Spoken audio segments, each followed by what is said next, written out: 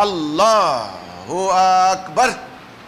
এই যে দেখুন, আপনাদের হাত বাঁধলেন শক্ত করে, ডান হাত দিয়ে বাম হাতকে ধরবেন, নাভি বরাবর ডান হাত দিয়ে বাম হাতকে ধরবেন। অনেকে বলেন যে নামাজের এইভাবে এরকমভাবে শিক্ষা দেন। নামাজের এই যে নানান ধরনের তরিকা হাদিস থেকে তারা আবিষ্কার করেছেন, নানান তরিকাকে এভাবে বাঁধেন, কেউ এভাবে বাঁধেন, কেউ এভাবে বাঁধেন, কেউ হাত ছেড়ে দেন।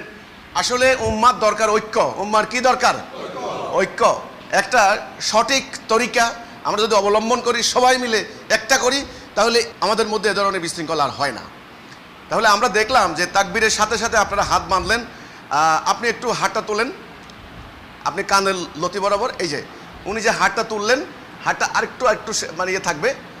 ওকে, আপনার এই যে হাতটা, অনেকে হাত ক্লোজ করেন, এই যে অনেকে এভাবে তোলেন, এটা হবে না, এটা হবে না। কিন্তু আপনার কাঁধ থেকে, শরীর থেকে কিন্তু কোনোটা উঠতে হবে।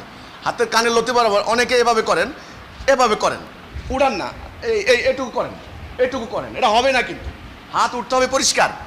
এই যে অপপ্রচারটা করা হচ্ছে, মিথ্যাচার করা হচ্ছে যে আমরা নাকি নামাজকে বিকৃত করছি, না, আমরা সঠিক কায়দায় নামাজ শিক্ষা দিচ্ছি, এবং এই শিক্ষা না হলে কিন্তু নামাজ কবুল হবে না। আল্লাহু আকবার।